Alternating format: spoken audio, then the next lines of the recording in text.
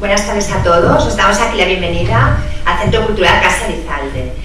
Una vez más estamos aquí en esta serie de conferencias que estamos organizando de asesoramiento psicológico y jurídico. En este caso vamos a tratar un tema que creemos que va a ser de vuestro interés, un tema muy interesante en el cual creemos que, aparte de ser un tema teórico, va a ser muy práctico, en el sentido de que podáis participar al máximo en preguntas, en cuestiones que os interesen y que os inquieten.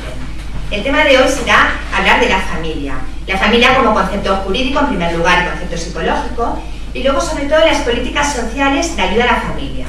Políticas sociales en el sentido de ayudas, en el sentido de trámites, en el sentido de subvenciones, que en situaciones en que la familia tenga dificultades se puede acudir a este tipo de ayudas o a este tipo de soporte en este caso pues del Departamento de Bienestar Social. Para esto contaremos, luego haremos las presentaciones con un técnico de Bienestar Social, que es Joan Manuel Muñoz, y luego haremos la presentación correspondiente, y con Marisol Ramoneda, como siempre psicóloga, con la cual colaboramos las dos juntas y realizamos estas conferencias. En primer lugar, el objetivo de la conferencia es transmitir una serie de conceptos jurídicos claros, psicológicos y prácticos para encuadrar lo que es la familia y para encuadrar la situación en la que nos encontramos. A partir de aquí, que es informar, que queremos transmitir, será también no solamente informar, sino también que sepáis cuáles son todos los recursos, cuáles son todas las posibilidades que se nos ofrecen para poder dar cobertura a esos problemas que tenemos y en último lugar, y lo más importante para esta conferencia, lo que queremos transmitir, es que pueda darse solución a todas vuestras cuestiones, problemas, inquietudes en relación a estas políticas sociales que en este caso el Departamento de Bienestar de la Generalitat ofrece, tanto en familia monoparental como de discapacidad, como familia numerosa, como otra serie de ámbitos y de trámites. Para los que no me conocéis, soy Silvia Cuatrecasas Abogado, especialista en Derecho de Familia y también especialista en temas penales derivados de Derecho de Familia, en este caso en violencia doméstica. Doy paso a Juan Manuel Muñoz, se presentará él. Gracias. Buenas tardes, me llamo Joan Manuel Muñoz, soy técnico de atención al ciudadano en una oficina de Bienestar Social y Familia y intentaré añadir a la parte teórica de mis compañeras la parte práctica, es decir, cómo se hacen los trámites y cuáles son los requisitos fundamentales para tramitar la familia numerosa, la familia monoparental como condición reconocida oficialmente, la cuestión de la dependencia o de la discapacidad, violencia doméstica, etc. En cuestiones muy concretas no podemos entrar, porque no tenemos ni tiempo ni la documentación concreta y exacta de cada caso, por lo tanto la información será un poco genérica, pero intentaré responder a cualquier cuestión que se me plantee. En cualquier caso, si hubiera alguna cuestión muy concreta, pues posteriormente también Juan Manuel con mucho gusto estará dispuesto pues, a tener algún tipo pues, de reunión o de contacto más directo con vosotros e incluso pues, también poder facilitar algún tipo de documentación de algún tema concreto que os pueda interesar. Soy Marisol Ramoneda, psicóloga, trabajo como psicoterapeuta y también como psicóloga forense o psicóloga judicial y bueno, formo parte del equipo de Silvia Cuatrecasas en todos estos temas que tienen que ver en relación con la justicia. En primer lugar, vamos a entrar en un poco delimitar cuál es el concepto de familia para poder también luego desarrollar lo que es el ámbito en el cual se van a dar o se van a proporcionar este tipo de ayudas. El concepto de familia es importante tener en cuenta que ha ido evolucionando mucho a lo largo de la historia, pero nos vamos a centrar en cuál es el concepto general que podemos ahora considerar de familia, que es un grupo de personas unidas por vínculos de parentesco, es decir, ya sean vínculos consanguíneos, ya sean vínculos de afinidad, ya sean vínculos de adopción. El concepto de familia es un concepto amplio, en el sentido que no solamente incluye marido y mujer, sino que además con el tiempo y con la evolución de la sociedad, cada vez este concepto pues, se ha ido ampliando. Es importante tener en cuenta que la familia está unida por un vínculo de parentesco, que el vínculo de parentesco es la relación que une a esas personas que viven en el hogar familiar. La consanguinidad sería el primer vínculo de parentesco, que es que uno desciende de otro. En segundo lugar sería la afinidad, que es la relación que existe entre las personas derivadas o descendientes de un cónyuge y otro. Y luego está la relación de adopción, que es la que viene dada por la relación adoptiva. En la familia, en este núcleo de personas que conviven en el mismo domicilio, hay una serie de ámbitos que son importantes tener en cuenta, una serie de funciones que desarrolla la familia. ¿Qué funciones son básicamente? Una función biológica, que es la función de reproducción humana, que es la función en la cual uno desciende del otro, una función educativa, en la cual los ascendientes, en este caso padre, madre o progenitores, dan una serie de conocimientos y una serie de hábitos, sentimientos y un soporte tanto educativo como emocional a sus hijos. Una función económica, que es muy importante en la familia, se satisfacen una serie de necesidades básicas como alimento, techo, ropa, salud, etc. Otra función importante de la familia es una función solidaria, es decir, una función en la que se desarrollan afectos que permiten valorar la ayuda al prójimo, el socorro mutuo, etc. Y una función protectora. La familia tiene una función protectora importante, que es proteger, dar soporte, dar seguridad y cuidados a los hijos, a los inválidos, a los ancianos. La familia no solamente se forma por los descendientes, sino que también por los ascendientes. Por lo tanto, centrándonos en la realidad actual, es importante dar 3 pinceladas de cuál es el concepto de familia actual. El concepto de familia actual ya no es la familia nuclear que existía antes, sino que en la actualidad el concepto es mucho más amplio en el sentido de que la familia extensa también tiene importancia, y también, como ya se explicará, la familia reconstituida. En la actualidad hay mucha relevancia de la autonomía de la voluntad, es decir, en la familia afecta mucho pues todo lo que son pactos de establecimiento de vínculos familiares, mediación, arbitraje, homologación de acuerdos, etc. Otro punto muy importante que está ahora vigente en la familia es el elemento afectivo, como constitutivo de la familia. ¿Qué implica esto? Hay una desconexión entre lo que es matrimonio y procreación, hay una admisión del matrimonio homosexual, reconocimiento de las uniones de hecho, por lo tanto, lo que era la familia nuclear tradicional ha evolucionado pues, de una forma muy considerable. Y luego también otro punto muy relevante es la incidencia de todos los avances médicos y tecnológicos, es decir, la definición de la verdad biológica en relación a la filiación, avance en las técnicas de reproducción humana que influyen de forma muy directa y muy considerable en lo que es el término familia. También es importante tener en consideración la extensión del principio de igualdad entre los miembros de la pareja y los descendientes.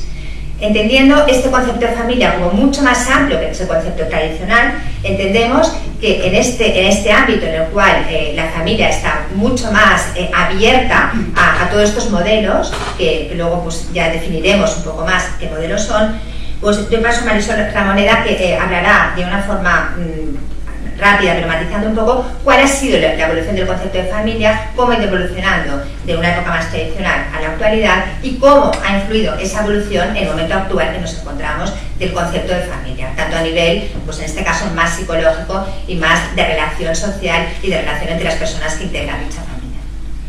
Le daré 3 o 4 pinceladas de dónde estamos a día de hoy, en el presente. España, el modelo español continúa siendo el de hogares españoles tradicionales, aunque también evolucionan otros, como veremos, de padre, madre, con hijos o sin hijos. El modelo español, las relaciones familiares suelen ser buenas y de convivencia, comparado sobre todo con generaciones anteriores, ¿no? En que la comunicación padres-hijos dejaba bastante que desear. Hoy en día pues, hay bastante comunicación, a pesar de pues, todos los avances tecnológicos, ¿no? Como bueno, la televisión, los ordenadores, las maquinitas. Pues los hijos hablan bastante con los padres. Todo el tema de la evolución técnica, de transportes, de comunicación, hace que, claro, lleguemos a una globalización, pues que las parejas se conozcan de forma muy rápida en distintos lugares, haya diversidad de hogares, de multiculturalidad. Por otro lado, tenemos que la mujer entra en el mundo laboral y eso implica un reparto de roles diferente al que había anteriormente, mayores ingresos, pero por otro lado, es curioso que incrementa el número de separaciones y de rupturas, y ese incremento va muy ligado con la variable mujer que trabaja. Así, por ejemplo, en Cataluña es una de las regiones en donde se dan más separaciones y la variable dependiente es esa. Por otro lado, nos encontramos que está cambiando, ¿no?, el rol de los dos miembros de la familia y se amplían. Pues el padre deja de ser, ¿no?, un padre ausente en el que un poco dimite de esa labor de educar o ser su protector, y pasa también a ser padre, ¿no?, en las funciones de padre. Por otro lado, también el rol de la madre también se amplía, ¿no?, en lo positivo y en lo negativo. Quizás deja de ser tanto madre y pasa a ser madre ausente, confidente, amiga, cómplice, histérica a ratos, humillada. O sea, se van ampliando un poquito, ¿no? Entonces nos encontramos con que hay una pérdida del papel socializador que tiene la familia, sobre todo cuando la madre sale de casa para trabajar sin que el padre entre, entendiendo que haga esa labor socializadora, pues nos encontramos que hay una ausencia, ¿no?, de esa figura, de ese referente, ¿no?, que necesitan los hijos, o si no, pueden que los padres estén físicamente, pero a nivel emocional, como están muy cansados o muy estresados, pues en el fondo no están. ¿Qué nos encontramos en el futuro? Que hay nuevos modelos de familia muy diversos y que es todo como un puzzle.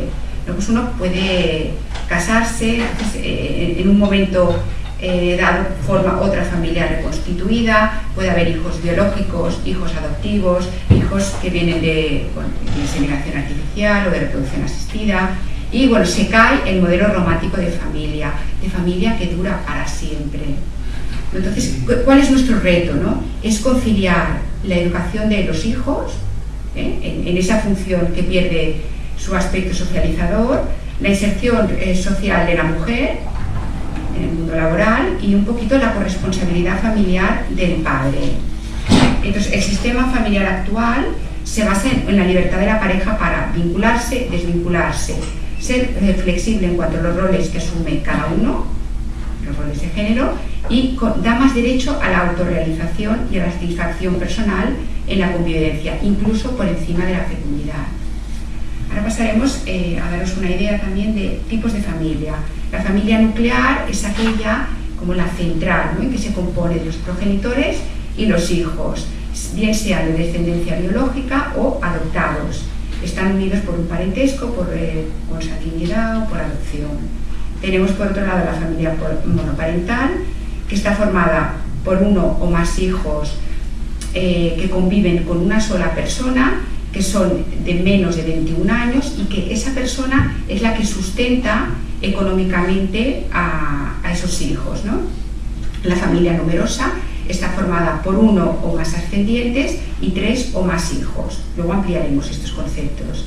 La familia reconstituida es aquella derivada de una posterior unión de los progenitores a través de un matrimonio o no matrimonio, en la que puede haber hijos que los dos aporten o hijos incluso comunes de los dos.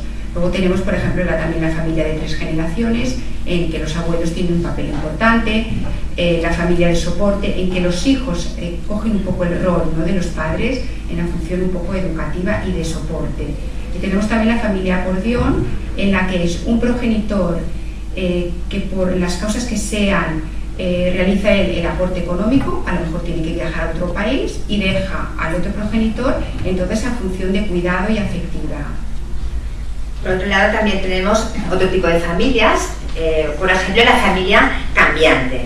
Es un tipo de familia que modifica constantemente su domicilio, es decir, por circunstancias varias, pues va con mucha frecuencia de un lugar a otro y cuesta que los hijos de los integrantes puedan arraigarse de una forma importante en un lugar o en otro. Este tipo de familia cambiante influye mucho en sus miembros, en el sentido de que muchas veces pues, tienen que adaptarse de forma muy frecuente a ese núcleo o a ese entorno. Otro tipo de familia también serían familias del niño con madrastra o padrastro. Esto es muy frecuente en las situaciones de ruptura, sobre todo en las separaciones. Son familias en las que el niño pues, tiene pues, una madrastra, que es la pareja del padre, o un padrastro, y también tiene que adecuarse, adaptarse e integrarse en esa realidad, también intentando realizar, o sea, integrar esa realidad que tiene, y también es una labor de los padres e intentar que esas relaciones sean lo más satisfactorias para el niño. También es otro tipo de familia, que es familia con fantasma. Familia con fantasma es aquella en la que la familia ha sufrido un acontecimiento grave, importante. Pueden ser varios. una muerte, una deserción de uno de sus miembros, una situación traumática de una pérdida de uno de los miembros que afectivamente, que puede ser un abuelo o a lo mejor pues un primo o una persona pues que realmente era muy importante en la familia y en ese momento falta. Realmente ese tipo de familia está marcada por esa pérdida, marcada por ese trauma, y las relaciones que se crean entre los miembros de esta familia viene muy derivada de esta situación.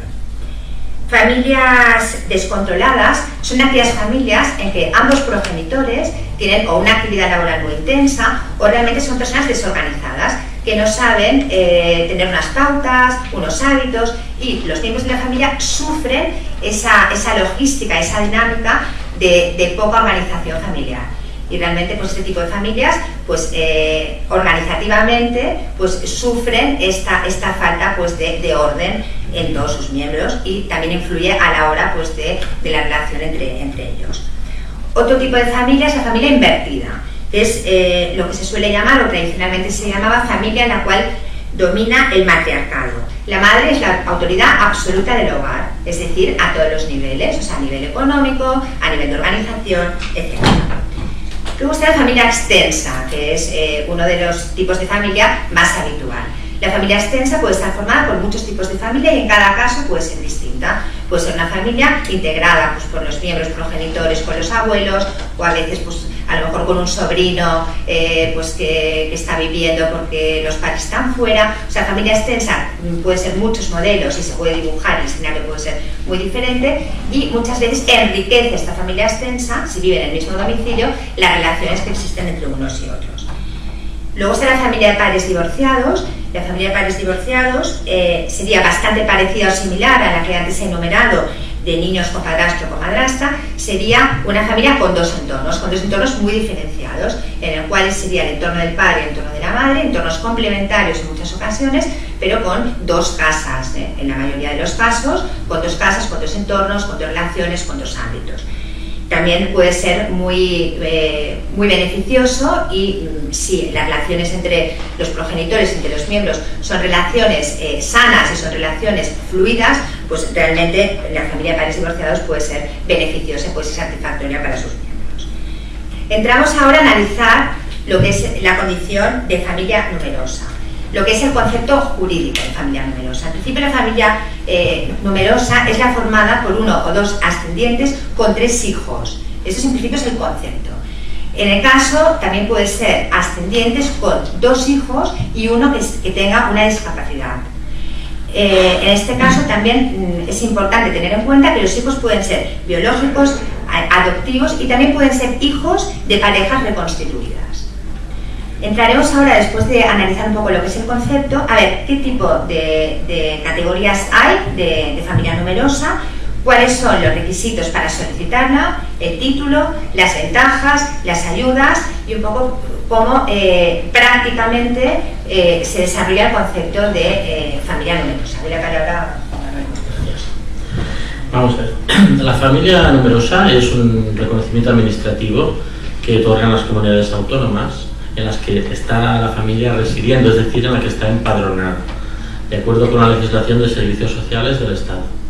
El título es válido en toda España y simplemente, como ha explicado Silvia, tiene que ver con la existencia en comunión de un progenitor o dos con 3 hijos, que pueden ser adoptados, que pueden ser biológicos o que pueden estar en acogida, con lo cual el concepto de progenitor incorpora también la situación del hecho de ser alguien, un tutor de esos menores de edad.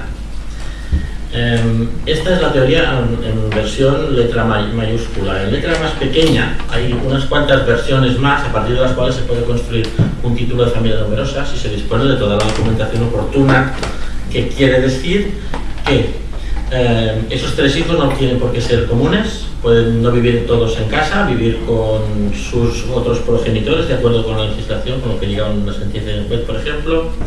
Pueden estar estudiando en el extranjero, incluso pueden no haber hijos en común, pero sí que la pareja estén casados o lleven más de 2 años conviviendo juntos de acuerdo con el padrón. O sea, hay toda una serie de fórmulas que sería muy extenso detallar, a partir de las cuales, con la documentación en regla, se puede construir un título de familia numerosa. A partir de que se tiene el título en la mano, hay toda una serie de ventajas, puntos en todo tipo de circunstancias, de tipo de transporte, de educación, de incluso apuntarse preferentemente en la lista de la guardería, porque has nacido un niño hace poco, o en este momento está abierta la convocatoria, por cierto, para apuntarse al segundo turno de vacaciones en familia del Departamento de Bienestar Social, con lo cual, con el título de familia numerosa, uno tiene más preferencia que otro que no lo sea. Hay que obtener, primero que nada, el impreso de solicitud, que se puede obtener a través de la web o acudiendo a una oficina de Bienestar Social, rellenando toda la información y aportando la documentación, en primer lugar y la primera vez, siempre con el libro de familia y los documentos de identidad de todas las personas que deben estar, insisto, empadronadas y conviviendo juntas.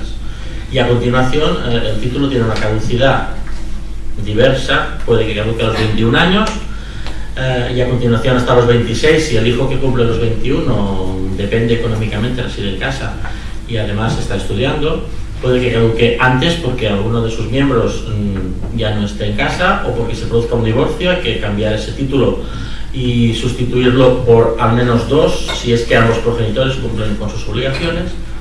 En definitiva, es un tema complejo que ante cualquier duda y después de consultar la documentación que uno pueda leerse en la oficina virtual de trámites, etcétera, recomiendo muy mucho que la gente acuda a la oficina de Bienestar Social y pregunte con la documentación delante si en ese caso, si es que existe alguna duda, yo puedo pedir el título de familia numerosa, porque incluso teniendo en la familia solo 2 hijos y siendo un matrimonio normal, pero con un cuñado incapacitado judicialmente, ese cuñado puede pasar a formar parte como hijo virtual para obtener ese título.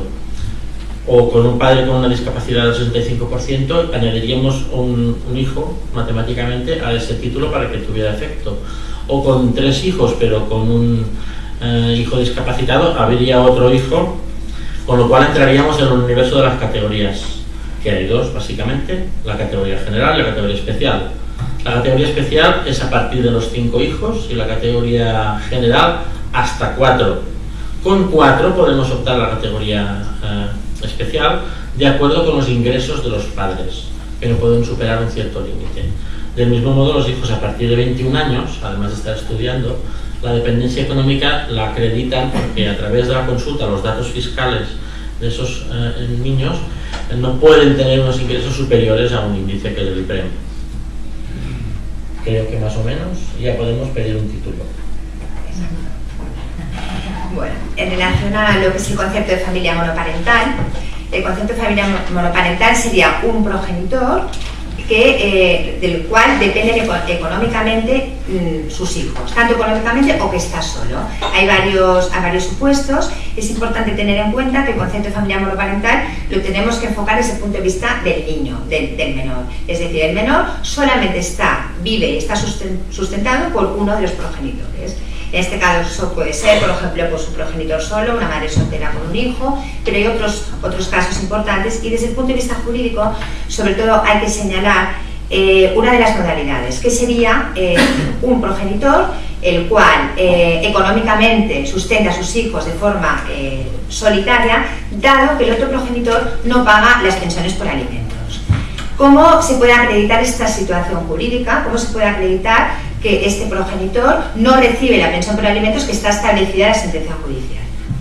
Se tiene que probar, en primer lugar, con la acreditación de que se ha instado una ejecución, es decir, que este impago de pensiones se ha solicitado, se ha reclamado judicialmente para que se cumpliese. Y esa resolución judicial en la cual queda constancia del incumplimiento.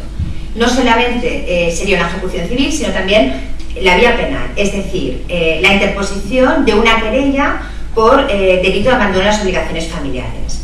O sea, el pagar la pensión por alimentos es una obligación y que el incumplimiento de dicha obligación genera un delito, es decir, un abandono de las obligaciones familiares.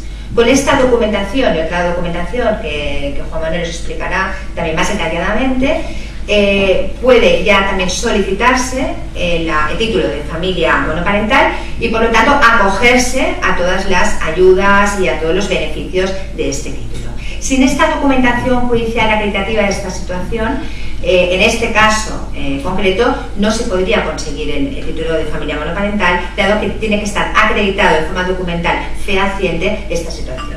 Porque si no, iría cualquier persona diciendo mi marido o mi mujer o mi exmujer no me paga la pensión por alimentos, no tengo recursos, pero tiene que quedar sustentado por una sentencia judicial en la cual quede puesto de manifiesto ese incumplimiento, y en muchos casos, a pesar de tener esa obligación o esa resolución judicial, no se ha podido llegar a cobrar absolutamente nada, porque o no se ha encontrado judicialmente, por el tema del embargo, ningún tipo de recurso, y se puede acreditar con toda esta documentación, incluso tanto la sentencia en primera instancia como en segunda instancia. Sin esta documentación, Juan Manuel también nos explicará, es imposible que por esta vía se pueda conseguir este título de familia monoparental.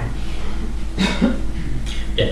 El título de familia monoparental proviene en vía administrativa de una legislación propia de la Generalitat de Cataluña y reconoce las situaciones en las que a los niños, a los menores de edad, en principio, y hasta los 26, igual que con las familias numerosas, solo hay un progenitor que se haga cargo de ellos.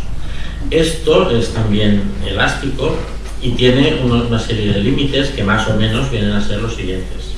En primer lugar, si existen ambos progenitores, hay uno de ellos que, o por voluntad propia o por imposibilidad de hacerlo, no cumple con sus obligaciones parentales.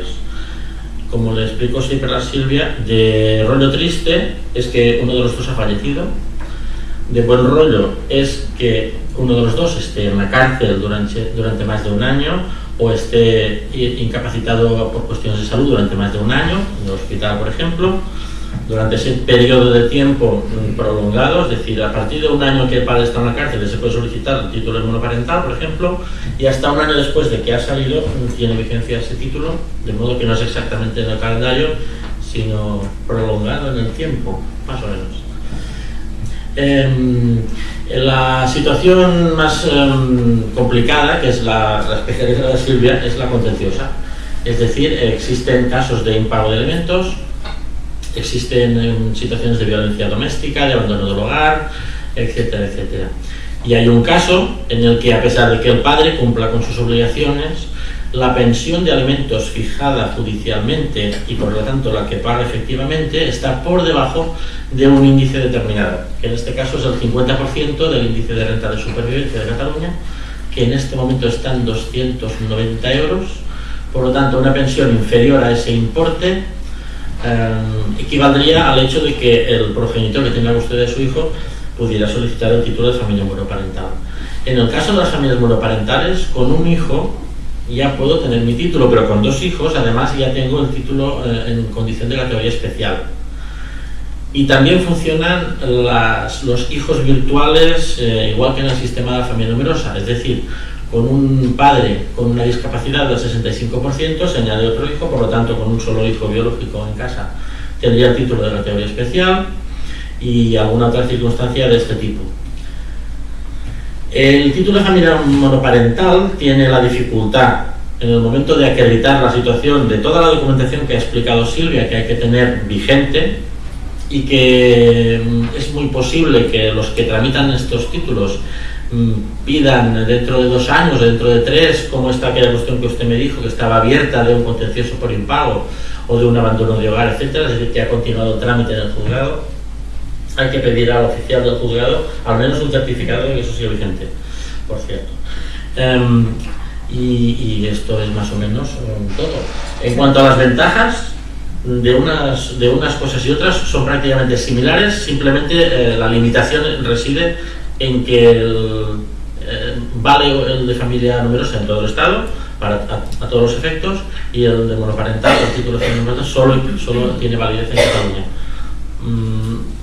Por otras cosas, bueno, sí, me gustaría decir una tontería que a veces se olvida, es importante, y es que se pueden tener a la vez ambos títulos, el de familia numerosa y el de familia monoparental. Un caso sencillo, una familia con 3 hijos que ya tenía el de familia numerosa y se produce el fallecimiento de un progenitor. Por lo tanto, continúa el título de familia numerosa y además pasa a ser familia monoparental. Como monoparental tiene la categoría de especial. Como familia numerosa sigue siendo general, porque aunque el fallecimiento del padre añada un hijo, siguen siendo solo 4 habría que estudiar los ingresos de esa unidad. O sea, insisto en lo que he dicho al principio de la conferencia, hay que tener datos concretos en la mano para algunos casos saber si efectivamente encajan en los perfiles administrativos de familia numerosa o monoparental.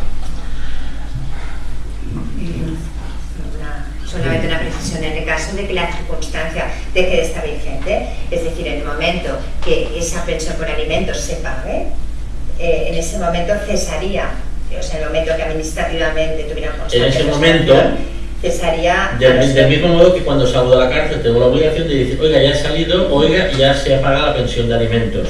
Con lo cual, en el caso de la pensión, automáticamente debe devolver el título.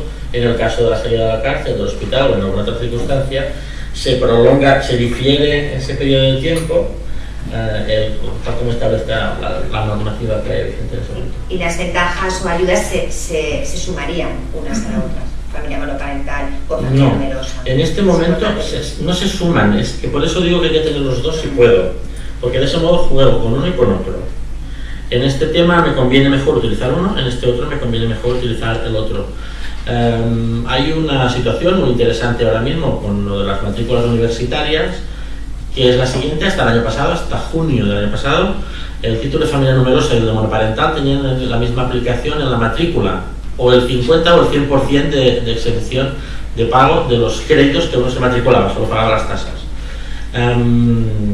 Ha habido una modificación con la normativa estatal que no acepta el título de monoparental y por lo tanto en este momento en Cataluña uno utiliza primero el de numerosa para pagar solo la mitad de los créditos y a continuación el de monoparental, que da más puntos, a través de las becas de excelencia o las propias del Ministerio de Educación, para que en el conjunto no salga tan perjudicada la situación. Hay más, pero tener los dos títulos a mano es muy útil porque unos y otros se juegan con ellos. Sumar, hasta ahora no he encontrado un caso en los que digan, no, mira, por aquí y por allá, al final, devuélvame todo. Complementar.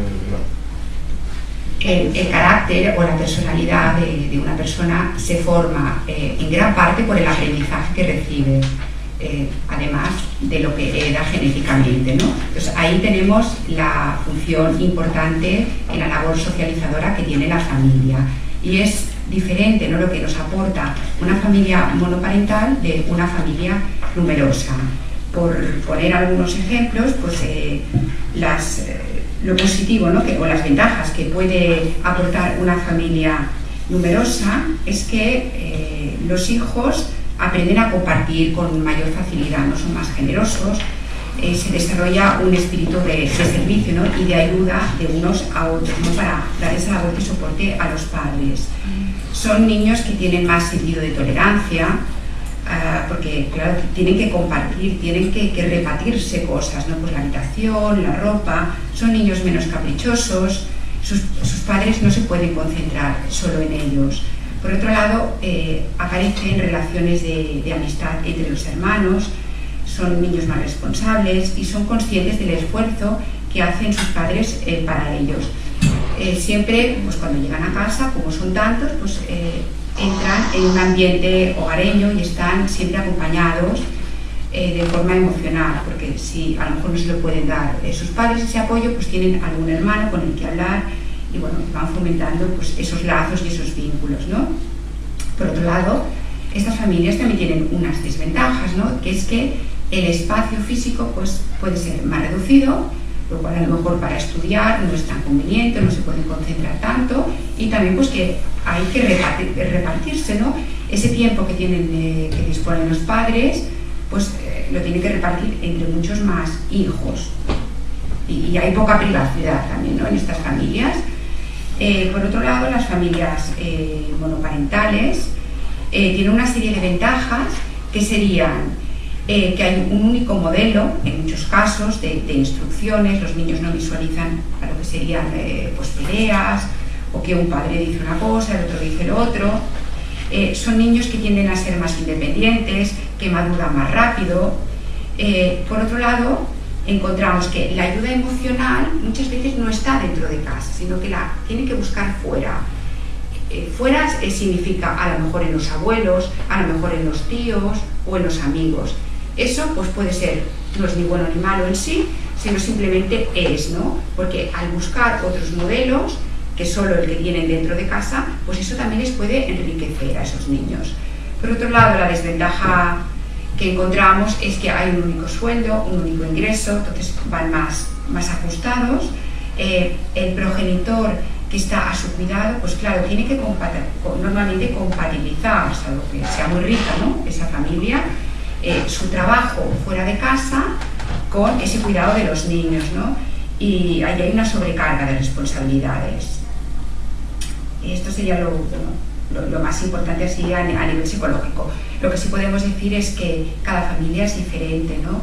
Y claro, no sería lo mismo una familia numerosa en que solo trabaje una persona y que están un poquito a lo mejor en supervivencia, que una familia monoparental en la que tengan mucho dinero. Claro, aquí hay que valorar todo y sobre todo también los apoyos que puedan recibir del exterior. Bueno, ahora vamos a pasar a hablar del Fondo de Garantía de Pensiones. El Fondo de Garantía de Pensiones es un fondo del Departamento de Bienestar Social y Familia que está destinado a gestionar la situación de precariedad de las familias, las cuales se encuentran en la situación de que no se abona por parte del progenitor que debe abonar la pensión por alimentos. Hay una situación de impago. Puede ser una situación de impago de la pensión alimenticia para los hijos o también de la pensión compensatoria o indemnizatoria fijada en resolución judicial. Este Fondo de Garantía de Pensiones es un fondo en el cual, cumpliéndose una serie de requisitos de documentación y sobre todo de ingresos y de capacidad económica y patrimonial, se puede solicitar ese tipo de ayuda para un poco solventar el impago por parte del obligado a realizar ese pago de las pensiones. Hay que tener en cuenta qué es pensión alimenticia y qué es pensión compensatoria. La pensión alimenticia es la contribución económica que realiza el progenitor no custodio para el abono de los gastos ordinarios de sus hijos. Entendido gastos ordinarios como aquellos gastos normales y cotidianos, tanto de escolarización como gastos de vestimenta, como de parte proporcional de los suministros, como también parte proporcional de la vivienda. Este concepto de pensión alimenticia puede ser también no solamente pensión en el sentido de cuando hay un régimen de custodia y un régimen de visitas, sino también puede ser una contribución en el caso de que la forma de organización sea una custodia compartida. Por lo tanto, también no solamente es una pensión por alimentos, sino una contribución económica que puede realizarse en una cuenta corriente común si la alternancia de días de un progenitor y otro es por mitad. La pensión compensatoria, la pensión indemnizatoria, es aquella pensión que recibe el progenitor o la parte de la pareja que está en la situación más desfavorecida producto de la ruptura de la separación. En el caso de la pensión compensatoria es para equilibrar esa situación la cual se queda el progenitor con unos recursos inferiores y para hacer frente a todas las necesidades y para dar cobertura al día a día, tanto con sus hijos como para abonar los gastos de suministros o los gastos de vivienda. La pensión indemnizatoria sería un concepto jurídico un poco más amplio en el sentido de poder compensar la falta de, tanto patrimonial como de capacidad como recursos que provoca a esa persona ruptura.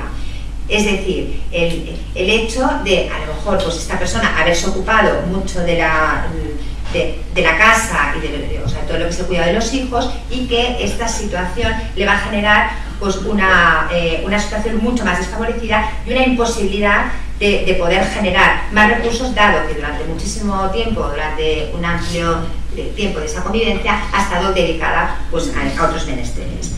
Tanto la pensión alimenticia como la pensión compensatoria como la pensión indemnizatoria puede ser impagada por el obligado a realizarlo. Estos impagos deben ser acreditados, se tienen que acreditar tal como antes he manifestado por dos vías, por la vía civil y por la vía penal. La vía civil es instar una ejecución en la cual de forma clara, detallada y específica se tiene que relacionar todos los impagos mensuales y por lo tanto la otra parte que no ha pagado dichas cantidades debe probar que no las ha pagado. En el caso de que alguna cantidad se haya pagado, se descontaría de esa reclamación.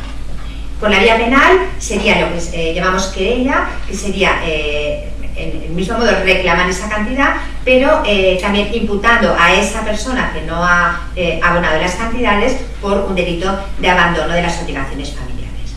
Con toda esta documentación, más otra documentación que también Juan Manuel nos comentará, se puede recurrir a este fondo de garantía de pensiones para intentar minimizar esta situación de precariedad económica producida por el impago de pensiones del obligado pues, a realizar esos pagos. No siempre se puede acudir a este fondo. Es importante sustanciar los ingresos también de cada uno de los que lo solicitan y sobre todo también la situación patrimonial. Se valora la situación económica, sueldo, salario y también el patrimonio. La solicitud de la pensión del Fondo de Garantía de Pensiones tiene dos vertientes, como ya ha dicho la Silvia. Las pensiones por alimentos impagadas que estén documentadas adecuadamente con las ejecuciones y con toda la documentación judicial que ha hecho la Silvia, se deben solicitar en primer lugar al Estado español, al Fondo de Garantía de Pensiones Alimenticias del Estado, que en Barcelona se solicita en el edificio de la Vía Augusta, en clases pasivas. Una vez el Estado reconoce ese derecho y lo otorga, que aproximadamente tiene que ver con unos 100 euros al mes por cada hijo durante un máximo de 18 meses más o menos, cumpliendo una serie de condiciones fijadas evidentemente en ese fondo de garantía. Después ya se puede solicitar el de la Generalitat, que es complementario al primero, y en el que debe aportarse, además de la misma documentación judicial que ya ha explicado Silvia, la documentación que demuestre que efectivamente el Estado ha reconocido ese derecho a partir de un impago de pensión de alimentos. En cuanto a la pensión compensatoria, se puede solicitar directamente a la Generalitat, que es quien da esa ayuda, y hay que cumplir esos mismos requisitos de límites de ingresos y patrimoniales que se comprobarán en el momento de la solicitud, porque la persona en este caso no debe aportar documentación, sino autorizar a la administración a que haga sus comprobaciones y, si tiene alguna duda, a que requiera la documentación extra que haga falta. Solo hay que rellenar los impresos de solicitud, aportar la documentación de que uno disponga, el máximo posible de la que consta siempre en el impreso. Luego puede ser que reclamen otra, tanto en este caso como en el de familia numerosa, como familia monoparental, como en lo que hablaremos después de dependencia o de discapacidad. Y luego que la administración, después de estudiar el expediente, requiera la documentación que necesite para completarlo, para decir que sí o para decir que no.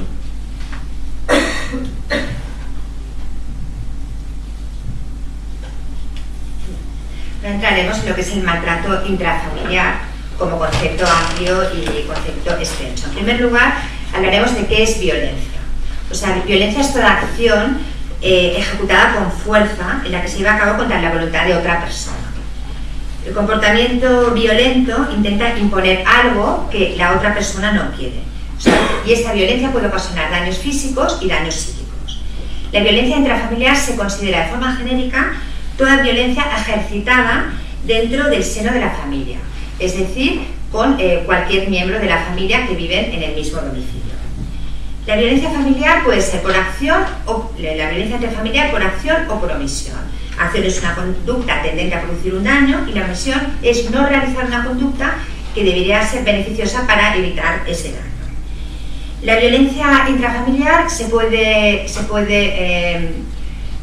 realizar de diferentes formas. Puede ser una violencia con intimidación, puede ser una violencia con insultos, puede ser una violencia con acoso, etc.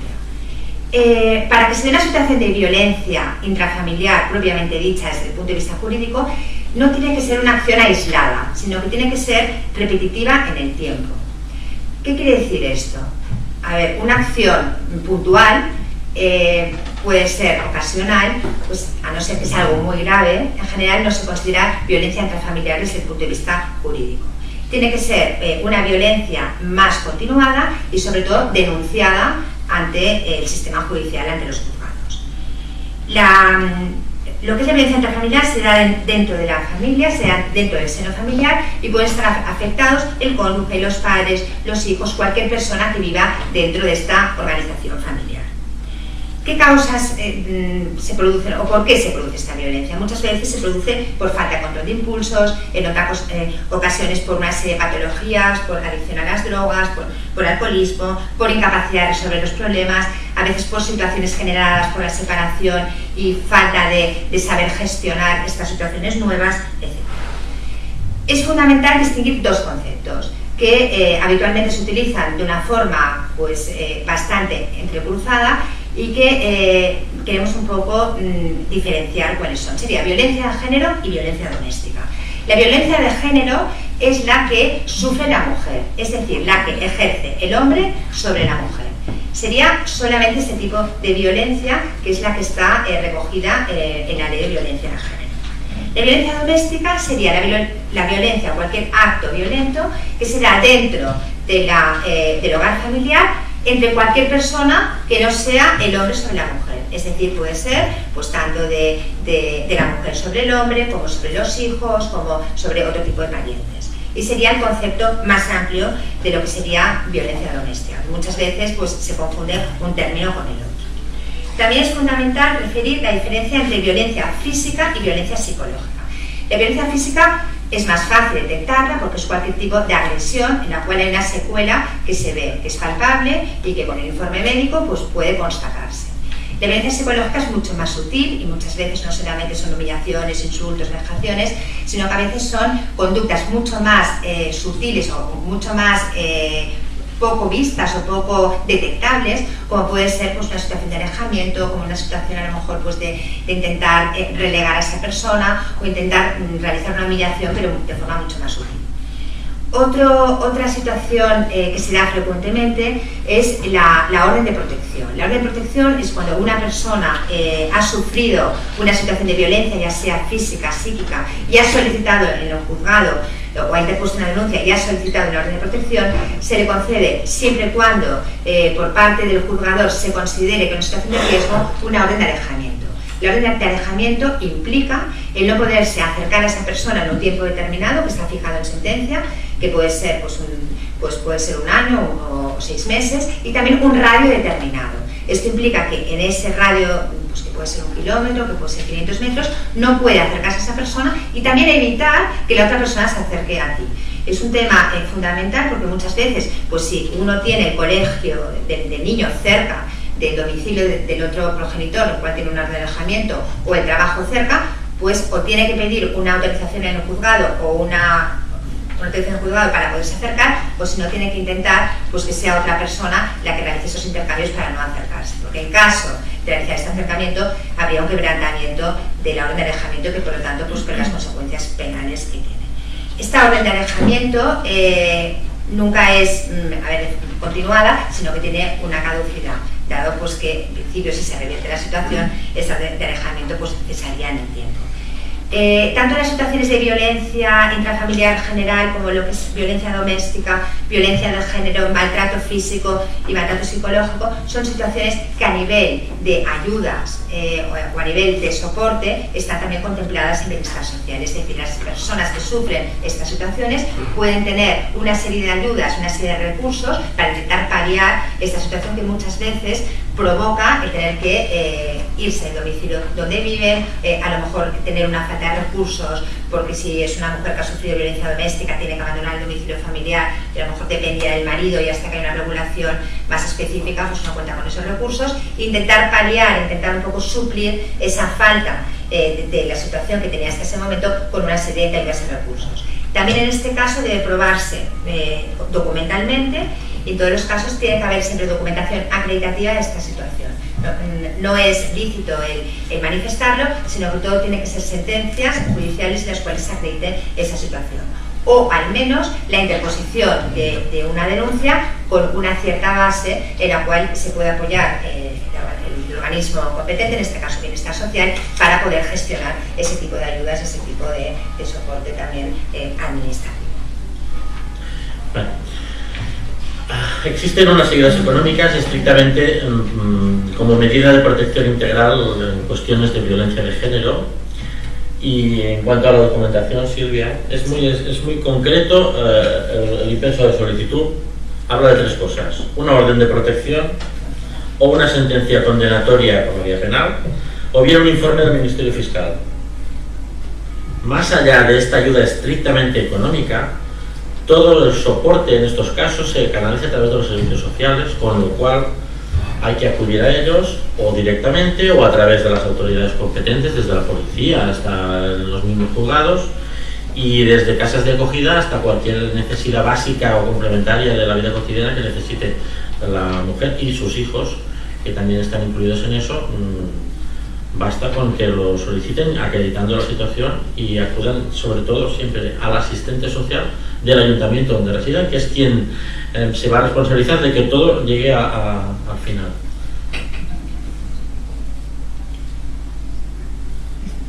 Sí.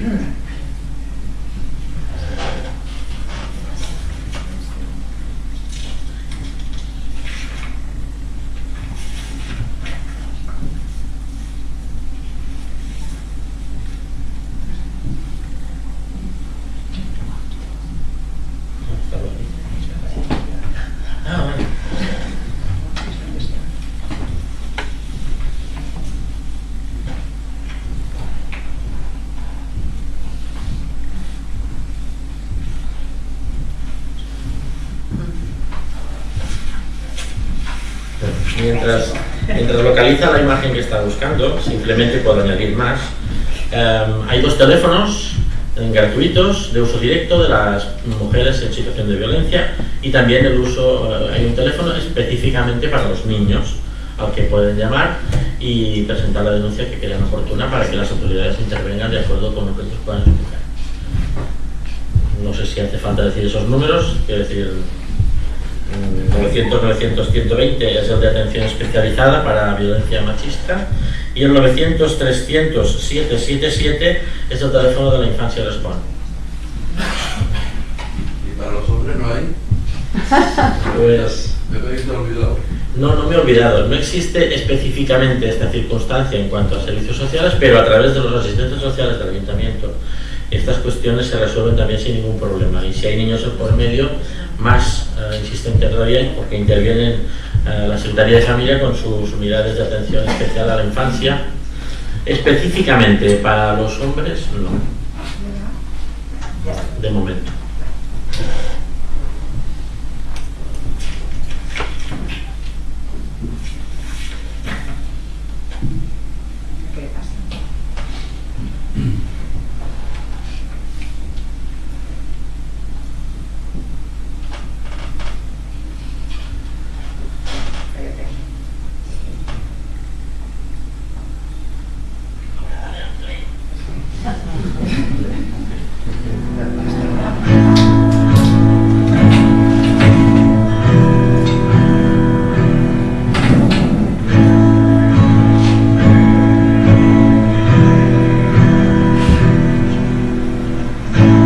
Looks like rain again today. Dark clouds gather and fill the sky. Don't know how to talk to you, just know how to say goodbye.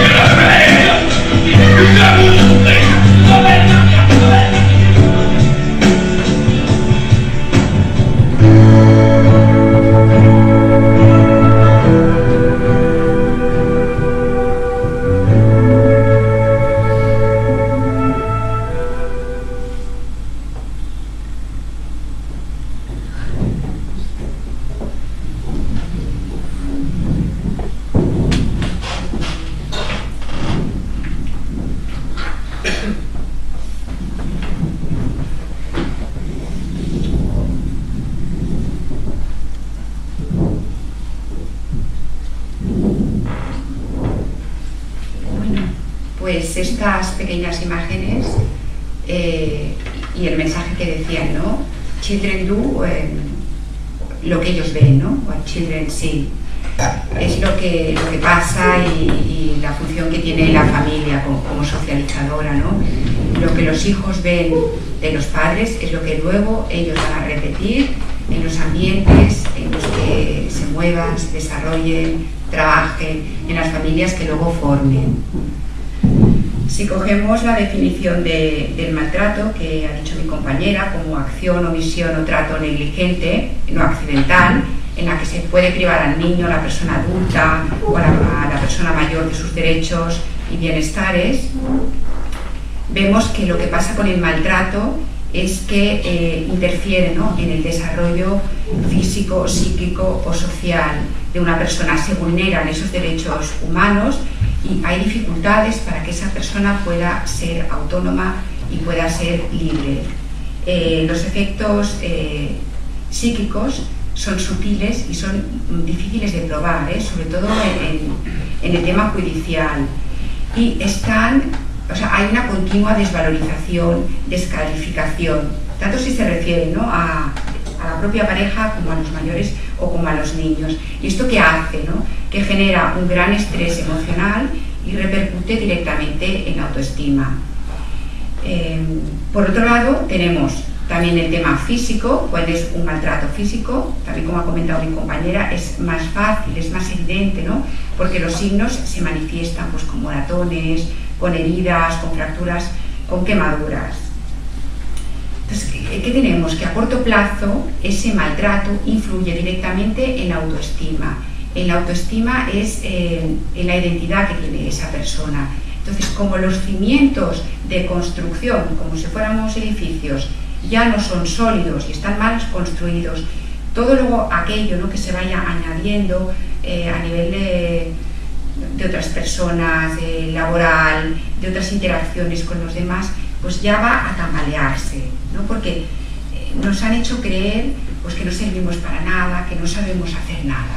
Esos serían un poco los efectos a corto plazo, ¿no? El gran estrés, el insomnio, no saber relacionarse con los demás, estallidos, ¿no?, pues de violencia, de lloros, de inestabilidad. Luego a corto plazo los efectos, claro, son mucho más profundos. Como habéis visto en este vídeo, en el momento en que alguien quiere construir su propia familia, va a utilizar, ¿no?, lo que ha visto en casa.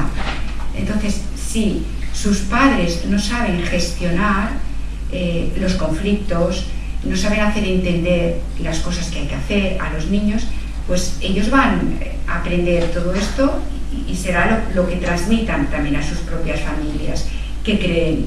Entonces, muchas veces, ¿qué es lo que pasa, no? Que el acosado, el niño que en su día fue acosado, de mayor se convierte en acosador. La persona que ha sido abusada, de mayor se convierte en abusador. Y así hay una transmisión generacional de ese maltrato que hemos vivido. Por lo tanto, el mensaje que os quiero transmitir es que toda violencia, sea del tipo que sea, deja una huella en la vida de las personas. Ahora pasaremos al tema de la discapacidad y de la dependencia. La discapacidad, como concepto, sería una situación en la que un adulto o menor sufre una disminución o carencia física o psíquica que afecta a su desarrollo evolutivo. Los adultos, la capacidad o la discapacidad puede ser temporal, ni los adultos y los niños. En primer lugar, los adultos puede ser temporal o puede ser permanente. ¿Cómo viene dada la discapacidad o cómo se acredita? En primer lugar, con una certificación administrativa se puede acreditar, y en segundo lugar con un proceso judicial de incapacidad en el caso pues, que se inste y en el caso de que sea pues, una situación de una gravedad que dé lugar a ese tipo de incapacidad. El proceso judicial de incapacitación puede dar lugar a una incapacitación total o incapacitación parcial en función de la disminución que tenga esa persona pues, tanto a nivel físico como a nivel psíquico. Es importante tener en consideración los dos tipos de discapacidad que existen. La discapacidad física, que sería considerada de un 65% de afectación, y por otro lado la discapacidad psíquica, que sería un 33%. Ambas discapacidades deben ser acreditadas con la documentación correspondiente, tanto a nivel médico como luego también a nivel de certificación oficial. Esta incapacidad, este procedimiento de incapacitación, si no es judicial, siempre tiene que ser pues, con una certificación como referido, con un médico forense o con un terapeuta o con un facultativo que de forma oficial pueda manifestar y que pueda acreditar dicha discapacidad. Tanto la discapacidad de los adultos como la discapacidad de los menores viene muy vinculada a lo que es el concepto de dependencia. El concepto de dependencia es la relación que tienen estas personas discapacitadas con las personas que son los cuidadores o los que ejercen un soporte sobre ellos. Tanto lo que es el término de discapacidad como el término de dependencia son términos fundamentales para la conexión entre ellos, para luego poder gestionar el tipo de ayudas que el Bienestar Social se pueden proporcionar a este tipo de personas que tienen esta discapacidad. Ampliaré un poquito el término de discapacidad, que es aquella condición bajo la cual ciertas personas presentan una serie de deficiencias, ¿no? Como hemos dicho, físicas, mentales, intelectuales o sensoriales, a largo plazo, ¿no? Que al interactuar con diversas barreras pueden impedir su participación plena y efectiva en la sociedad, teniendo en cuenta, o sea, en igualdad de condiciones que los demás, ¿no? Entonces, la discapacidad puede ser física, que las alteraciones más frecuentes serían, por ejemplo, secuelas de poliomielitis, lesión medular, paraplegia y amputaciones. Podría ser mental o intelectual, que es una disminución de las funciones mentales superiores, inteligencia, el lenguaje, el aprendizaje o funciones motoras. Aquí estarían, por ejemplo, también pues, síndrome de Down, parálisis cerebral. Podría ser una discapacidad psíquica, son las personas que sufren alteraciones neurológicas o trastornos cerebrales, una discapacidad sensorial que tendríamos las personas con deficiencias visuales, también las personas que no oyen bien, los sordos, o problemas de comunicación y de lenguaje. Entonces, esas personas con discapacidad tienen dificultades en su integración en la sociedad, ¿no? Como consecuencia de esta deficiencia. Entonces, ha habido una evolución de este concepto, porque antes una discapacidad era, o sea, comparaban lo que hacía la gente en general, ¿no? Estándar, y si esa persona podía o no. Entonces, por ejemplo, los zurdos, como no podían a lo mejor abrir una botella con los instrumentos que había o escribir pues, con la mano derecha, pues eran ya considerados con discapacidad. Entonces hubo una evolución del concepto y pasó a centrarse más a que pudieran, más que no pudieran hacer las mismas cosas que el resto de gente, a compararlo con las actividades diarias. O sea, si lo pueden hacer, si un zurdo puede abrir una botella, pues ya no es discapacitado, ¿vale? Para un poquito que tengáis el concepto. Entonces, la ley de la dependencia, como ha dicho mi compañera, es como no pueden realizar esas actividades de la vida diaria de una forma igual, pues necesitan depender de un tercero, de una persona, pues que les va a ayudar para que así puedan tener también, no sé, integrarse mejor en la sociedad y que puedan pues, interactuar en la vida diaria de igual manera que las demás. Bien. La situación de discapacidad se solicita aportando informes médicos recientes de como máximo 2 años, de todo tipo de especialistas, preferentemente, si tengo 2 patologías, 3 distintas, 4 distintas, 4 informes, uno de cada especialista, indicando cuál es esa patología y en qué me limita como persona. La discapacidad es una valoración genérica de las limitaciones de un individuo, por lo tanto, es de todos los efectos, tiene validez en todo el Estado, de nuevo, y con esa discapacidad, a partir del 33% se tiene efectivamente discapacidad, o sea, con un 22% o con un 12% no, y a partir del 65% se tiene mucha más discapacidad, que son simplemente esos dos baremos que existen en efectos fiscales, el 33 o el 65, un 58 es un 33, aunque parezca un 58 en la resolución de discapacidad.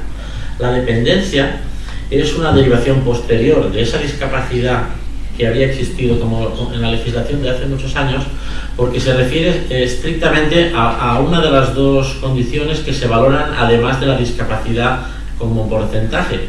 Se valoran 2 cuestiones. Una, el reconocimiento de los problemas de movilidad y 2, la necesidad de una tercera persona. De ahí, con el tiempo, nació precisamente eso, la dependencia. La dependencia se refiere única y estrictamente a las posibilidades de hacer mis cosas básicas, más básicas de todas. Ir de aquí a la cocina, vestirme, desnudarme, lavarme yo solo, comer con la cuchara. La valoración de ambas cosas se hace de un modo muy distinto. La discapacidad se valora con la documentación en un centro de atención al discapacitado. La dependencia se solicita y se valora acudiendo a la casa de la persona. Si está en una residencia, acudiendo a la residencia. Nunca vendrán a un hospital, porque mientras estás en el universo de la salud hay que saber exactamente cuando salgas y te den de alta si estás en esa situación de dependencia o no. Evidentemente son situaciones que pueden coincidir o pueden no coincidir. El caso más tópico y clásico lo vivimos en Barcelona en el año 92. Discapacitados físicos que iban en silla de ruedas ganando medallas paralímpicas. No son personas nada dependientes, espabilan solas la mayoría, en cambio tienen una discapacidad. Por tanto, discapacidad y dependencia son cosas distintas. En la solicitud de dependencia solo hace falta un informe médico orientativo que debe expedir el médico de cabecera. En general, hay casos concretos en los que no, pero en general debe expedirlo el médico de cabecera. Y sí que en estas dos situaciones, discapacidad y dependencia, pero sobre todo en la dependencia, quisiera hacer un inciso terrible para referirme al tema de la cuestión de quién es tutor de quién y quién representa a quién, porque los impresos de solicitud no son documentos inocentes. Es decir, si yo me apunto en la solicitud como que soy el hijo de alguien, estoy haciendo como de representante legal. Ahí debe haber alguna documentación que lo acredite. Por ser el hijo de alguien no puedo ir por ahí dando firmas y pidiendo cosas. ¿Qué quiero decir? Que las solicitudes las pide y las firma la persona que desea que le acrediten o recibir una prestación determinada, y por lo tanto, aunque sea con el dedo, lo debe firmar la abuelita, excepto en los casos evidentemente que tenga una incapacitación judicial y tenga un tutor legal. Evidentemente en esos casos no, pero en todos los demás, si tengo poderes que me ha hecho mi madre, tengo que acompañar esos poderes, y si está incapacitada también. Si no, mis datos no deben constar en ninguna parte, porque generan interferencias en el trámite de los expedientes absolutamente innecesarias, precisamente porque yo de buena voluntad pues me apunto y soy el hijo y soy el representante de mi madre, y no lo soy. Administrativamente hablando no lo soy, por lo tanto no debo apuntarme ahí en medio, ¿vale? Simplemente es eso. Hay cuestiones más específicas referentes a salud mental o referentes a grandes invalidez, a gran invalidez, cuestiones secundarias referentes a la incapacidad judicial, a la invalidez de la seguridad social, a la discapacidad fiscal que tramitan las comunidades autónomas. Simplemente es una cuestión de palabras, pero se refieren a perspectivas distintas sobre la misma situación. Se valoran de forma diferente por administraciones diferentes y tienen repercusiones bastante distintas en todos los casos. En cuanto a la discapacidad, el 33 de discapacidad, que ya quiere decir que tengo discapacidad, en los títulos que hemos hablado antes de familia numerosa o monoparental, equivalen a un hijo más en el momento del cálculo del resultado de la posibilidad de hacer ese título. Los menores de edad en general siempre tienen la discapacidad de forma provisional, y hasta la mayoría de edad no se les da de forma definitiva. Y en cuanto a la dependencia en principio también es provisional, porque de hecho los asistentes sociales del ayuntamiento, que son los quienes revisan y controlan estas circunstancias, aunque las resoluciones las emita la comunidad autónoma, pues son los que deciden y firman de acuerdo con la persona dependiente qué tipo de prestación pide, desde el clásico cuidador no profesional, que quiere decir que alguien de la familia se hará cargo de una forma rutinaria y permanente de esa persona, hasta una plaza en una residencia u otro tipo de ayuda que cada ayuntamiento puede determinar. En Barcelona, por ejemplo, se está utilizando mucho, no en Barcelona, no tanto más, en el cinturón industrial de Barcelona se utiliza mucho el servicio de asistencia domiciliaria para descargar a los familiares, pero los ayuntamientos aportan unas horas de unas personas de empresas concretas que se dedican a eso, y que según el grado de dependencia pues pasan más o menos horas atendiendo a esa persona con esas necesidades.